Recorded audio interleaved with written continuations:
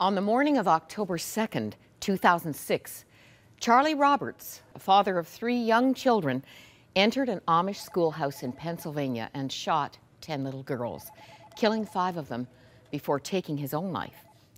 After 7 years' silence, avoiding every media assault, his wife Marie published her story, "One Light Still Shines: My Life Beyond the Shadow of the Amish Schoolhouse Shooting." I asked Marie about her greatest fear when the news reached her on that terrible day.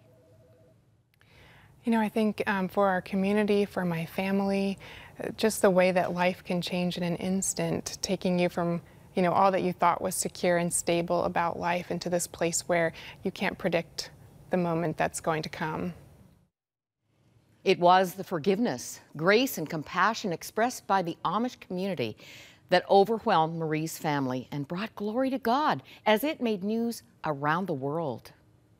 That afternoon, as I was standing in my parents' kitchen looking out the window, I saw a group of Amish men walking down the street, and I knew they were coming to my parents' home. And I went to my mom and dad and said, "What do? I don't know what to say." There wasn't time to even think about that by then, about what it would be like to talk with these people and how would I express myself to them. And my dad said, "Just stay inside and I'll go out." And so I watched from the window, and I couldn't hear what they were saying, but I could see everything.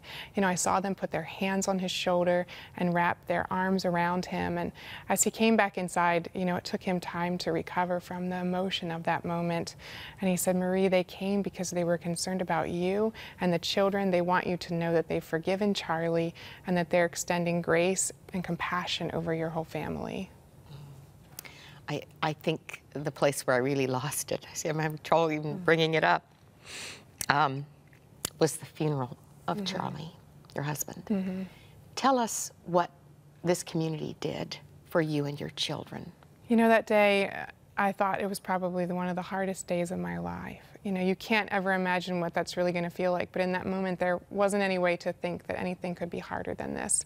Not just the emotion of losing your spouse, the father of your children, but the way that he chose to leave this world. And as we were driving to the cemetery, I saw that as we approached it, there were media across the street.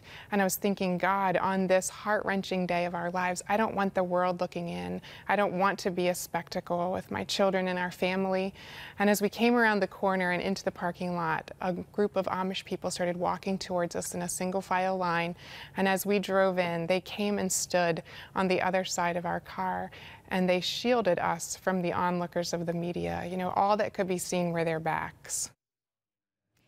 Can you imagine that out of the worst day of your life, a love story could unfold? That's how Marie Monville describes this account of her journey. But it hinged on choices she made by faith. That very afternoon of the shooting, I knew that I was faced with a choice. I could either choose to believe that God is everything I had ever read in the pages of the Word, all that I had felt Him speak to my heart or heard others testify of Him to be. I could choose to believe that God was somehow going to rescue our family, or the only other choice was to believe that we were going down like the fastest sinking ship. And I couldn't wrap my mind around how God could rescue us except to believe that He would. Marie was amazed that she could handle something so dark and difficult. She says she didn't have to. Her encouragement is there is no situation beyond God's redemption. We're here to believe with you and to believe for you, whatever it is you're facing today. Our prayer lines are active always. And you're going to want to hear the rest of Marie's story at 100huntley.com.